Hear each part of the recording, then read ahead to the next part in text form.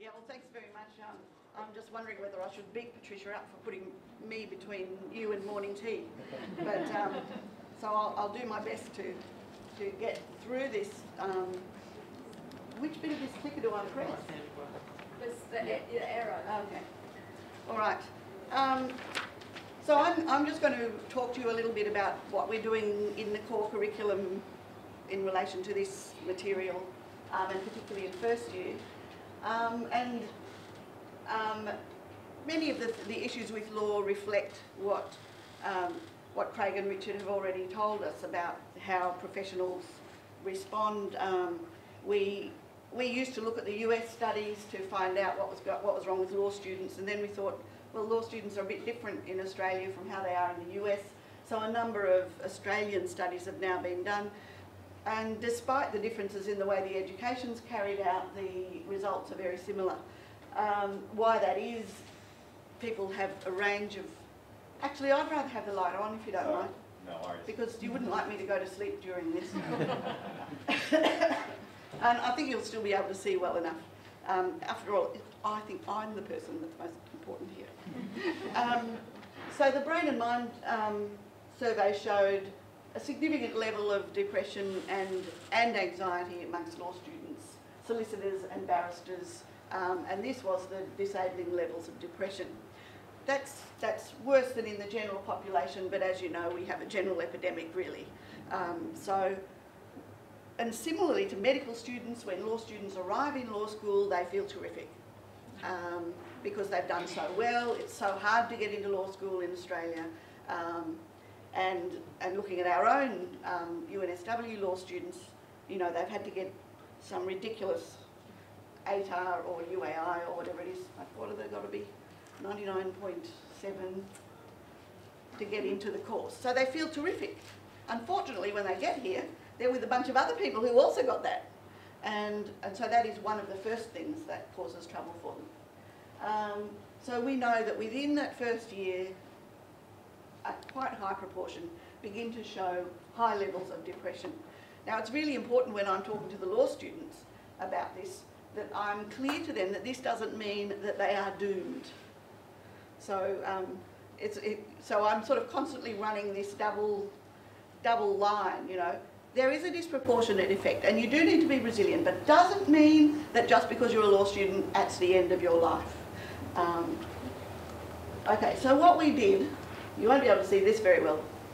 Maybe I'll get you to turn the light off just for this moment. So we did a survey, it was in 2005, and we wanted to look at what was going on in the minds of law students and other cohorts to see if there were differences across the different faculties. So this was a study of 3,000 students who did surveys across UNSW. And we compared law students with medical students, with commerce students, with architecture students, etc., across the different faculties. And what we were doing was not asking them about their levels of depression or anything like that. I was more interested in trying to work out if there were attitudinal markers that would tell us, and actually here I should declare that my first 2 degrees were in psychology, so which might actually explain some of this. So I was more interested in this, at this stage, in looking at these attitudinal markers to see if they were having, if there were things that we could point to that seemed to make sense in terms of the literature on depression and the causes of depression, and that would tell us something about law students. And so this is what we found. I think I've been trying to be a bit too clever here, but anyway. Is there a... No? Okay, so... Is the top one? Work as a pointer? Yeah, well, I was trying to find the one... I don't know. I can't see what works as the pointer.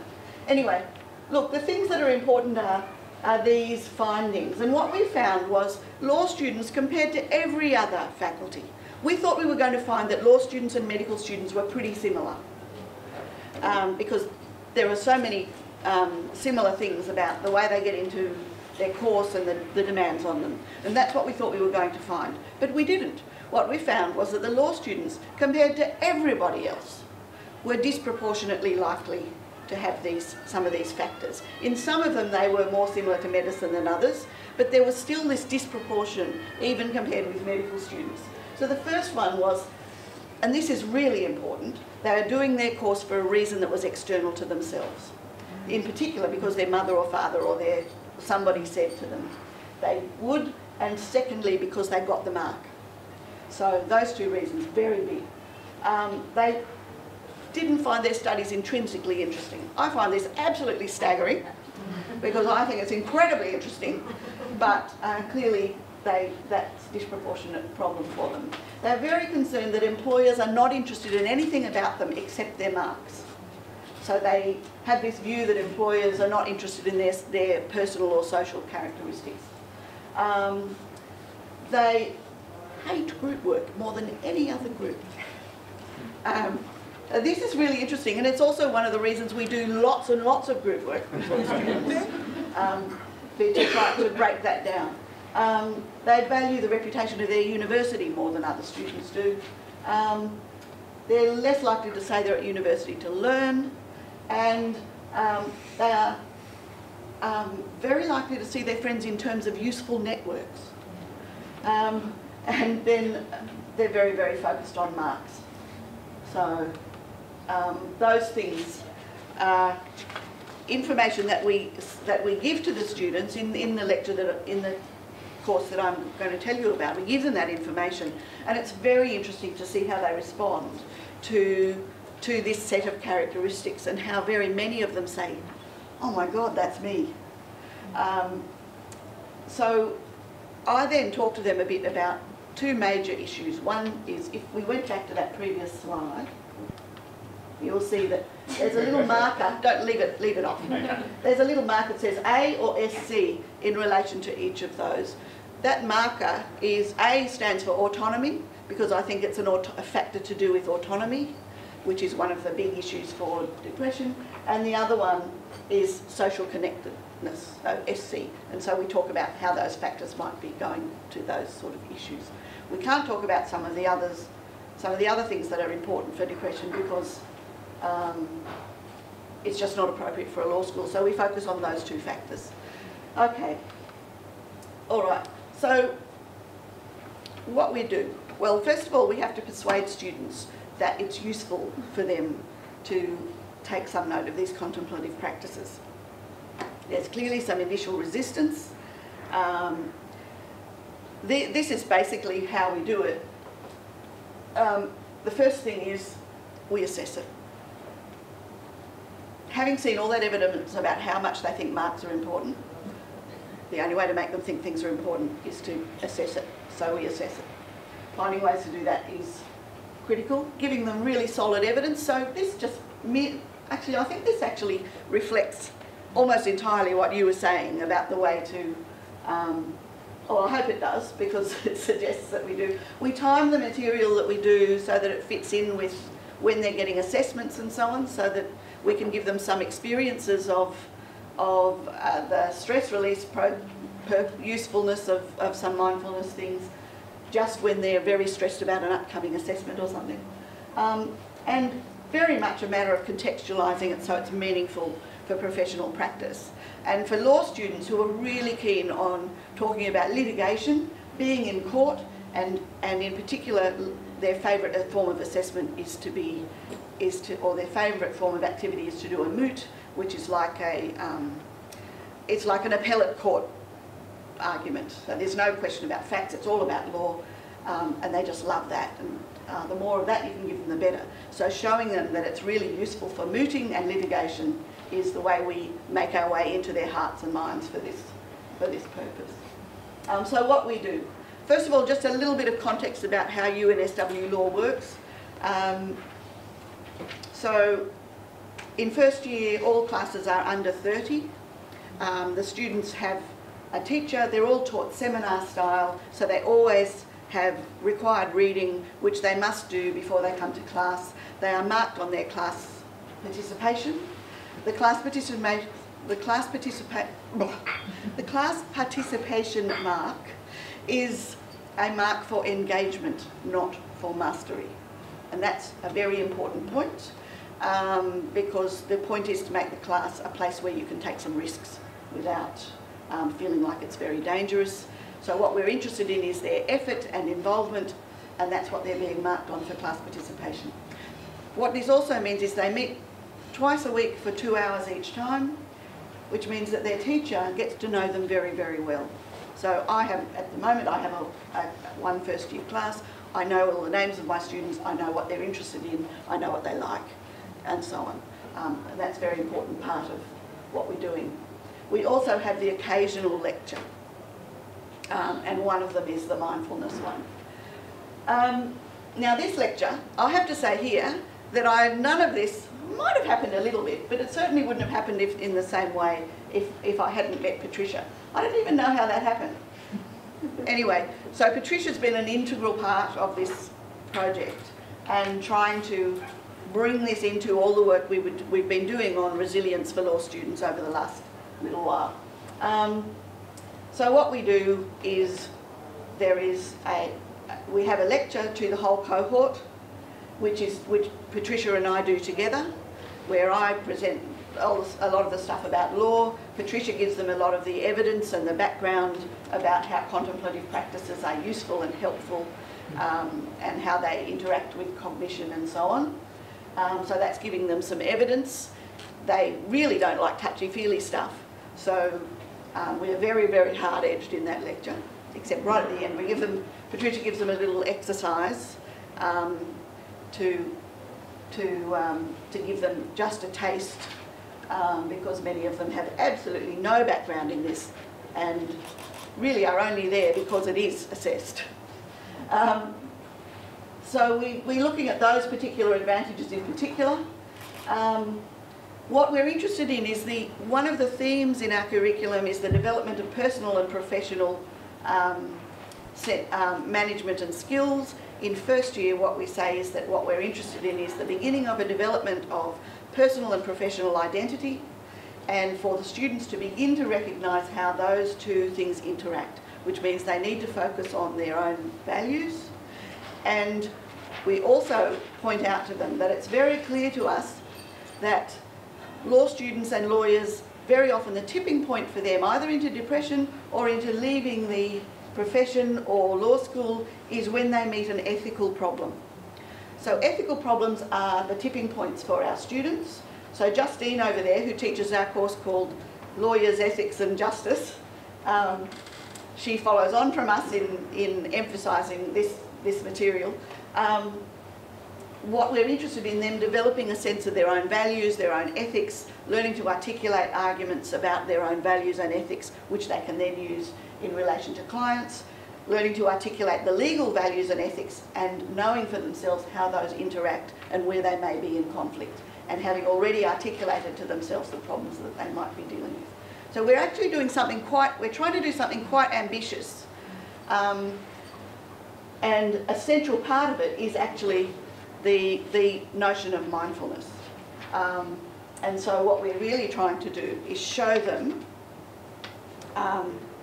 that the development of a good lawyer, because what we're interested in is not just the development of lawyers, but the development of good lawyers, and in particular recognising that not all of our students will be lawyers, so they need their personal and their professional, whatever that profession is, development thought about. We go through these things. We also do, so we have the big lecture, and then in class, I have been running a particular program where every second class I spend 5 to 10 minutes talking about issues to do with mindfulness, how they're going in the course, how it fits, how they're finding, how they're feeling, and getting them to reflect on the process. Now the assessment, I'm not quite pleased with how we've done this. The court observation, when am I supposed to finish? 11:15. I'll give you 5 minutes. Oh, okay. Yeah. Because like all lawyers, I can talk under wet cement, so I have to be kept under control. The court observation assignment, this is the first thing they ever do. They do it in the first 3 weeks of session, and they are sent out to the courts. They go and they have a look at all the students. They have already had their big lecture. They've already had to read the chapter in the book which discusses the modern lawyer.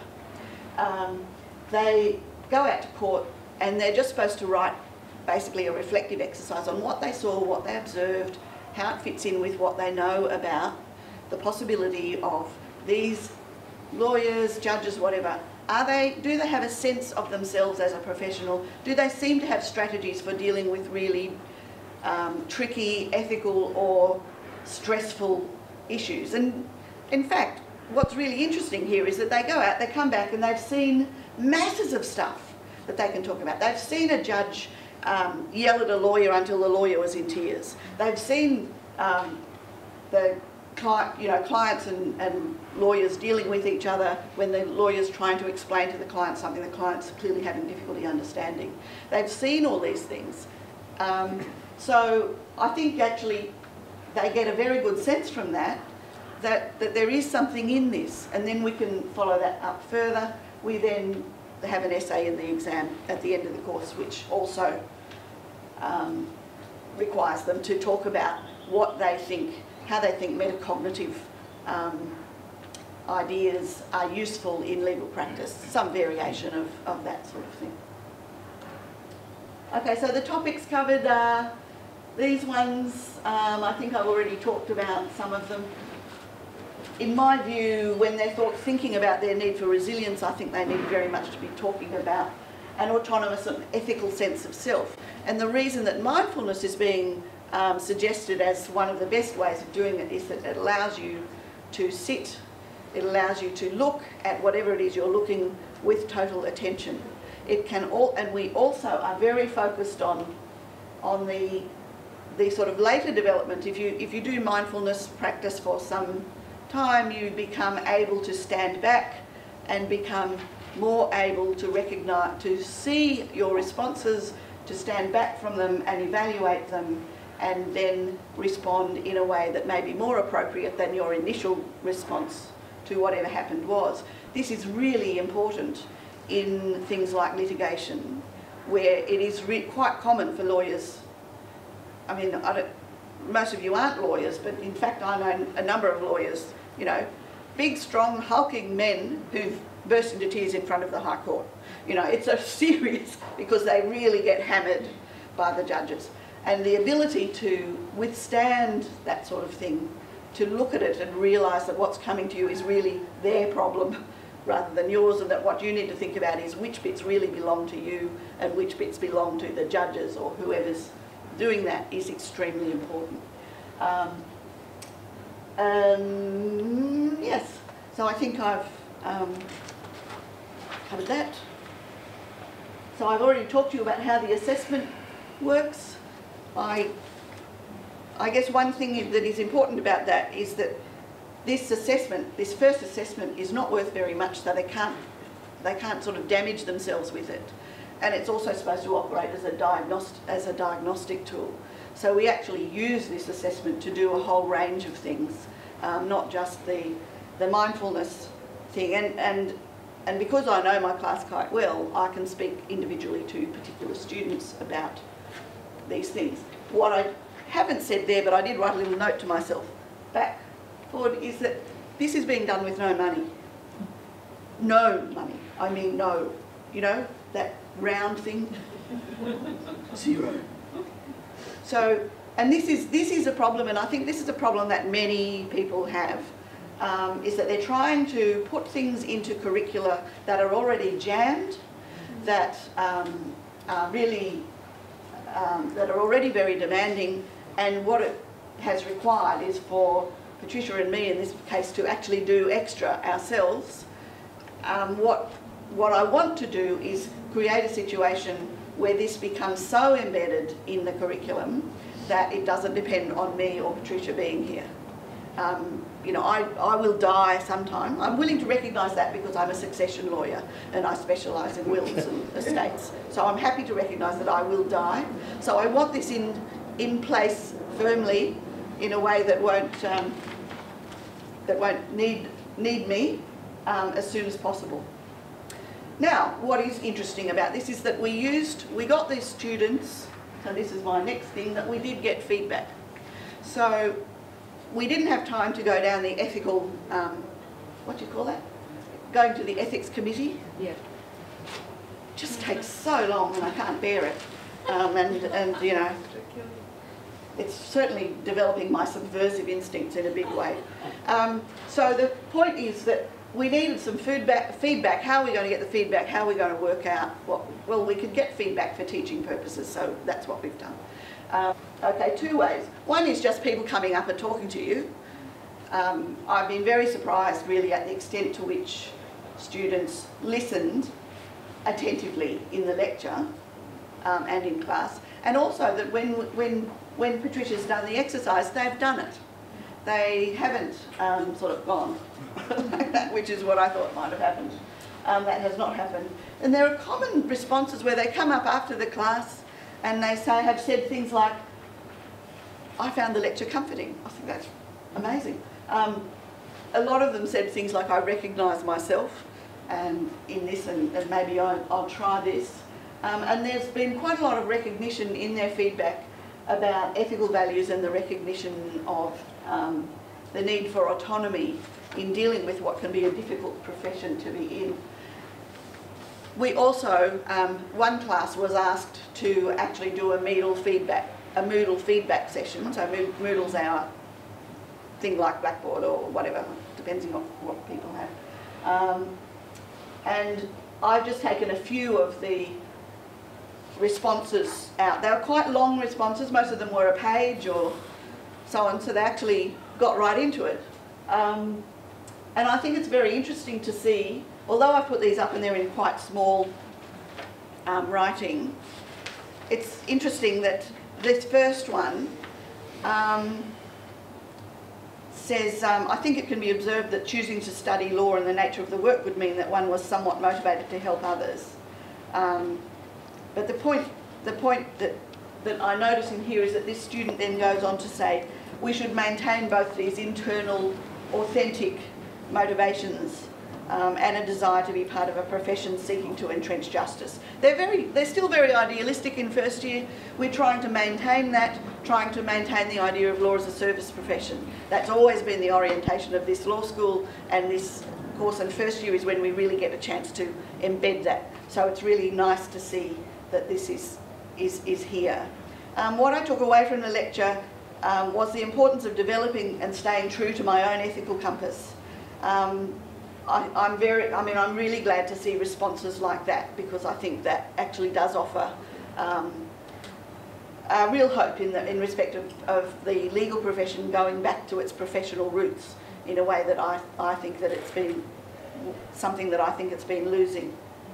They also, the next one says, it goes on to say, I'm really glad I went to this metacognition lecture, seeing the system that not only UNSW but other universities around the world, so we talked to them about other programs, are starting to put in place to encourage and help people to learn to be aware of their mental state, and how to deal with potential difficulties was very heartening. And then the next one is, most people would have recognised a few of those negative characteristics in themselves. It honestly made me feel quite guilty. However, it's a learning exercise, and I can try to change the way I view things. What Prue said about finding internal motivation, self-evaluation, self-monitoring, self-set ethics and meaning is important. And then there's somebody who's talking about how they recognise the benefits and is saying, well, maybe I'll try it. And then what I learned from the lecture was to develop your personal and professional identity means to break out of this mould and understand how your own ethics and attitudes can interact with the legal system. So I think these, you know, while recognising that to some extent they know they've been given this stuff so that they're supposed to be positive about it, so taking a somewhat slightly sceptical view of the responses, but at the same time knowing that when I ask students to do this, they're quite happy usually to say, you shouldn't have done any of that group work because I didn't like it and I don't think I learned very well. So they're usually quite frank in their responses, and I think, so I think that's quite, I think it's quite encouraging to see this the response of the students. Students are very aware of being stressed. They're quite clear about that. So it's good to see that when we actually offer them something. Now we're not offering them very much though. I hasten to emphasise we are not offering them as much as Monash is offering those students, because what we're doing is trying to lever something into a program that's already extremely full without the benefit of any funding to help with it. And truly, I mean, in the current environment, I don't see any funding coming soon. I think it's a rather depressing period to be in universities, and but hopefully. And one more thing I wanted to say is what we haven't done yet, and what I'd really like to see happen, is that I think the most stressed people in the universities are actually the academics, and I'm so glad to see that Monash has got academics involved. I think academics actually very much need more of this kind of thing for themselves. So I think I've left 2 minutes, which is probably quite good, so I probably won't be killed before morning tea. So, questions?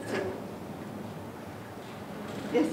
You mentioned that ethical problems were the major trigger for shifting it for depression and practitioners and leaving the course. Could you say a bit more about that? How did you get that information? And that information is, the literature in legal education is quite explicit about that. So we're aware of that. I have the anecdotal evidence that I'm getting. You know, there are two things that make people leave legal practice. One of them is the 6-minute billing process. But it's quite clear that many people say, I saw a client, my partner asked me to do something that I knew was unethical, and I thought, how can I go on doing this? I just cannot do it anymore. The ethical quandaries are not things like appearing for murderers and things like that. That's not really an ethical quandary. The ethical quandary is things like being asked to sign a document to say that to witness a document saying that somebody signed it when you witnessed it, when in actual fact they didn't witness it in front of you.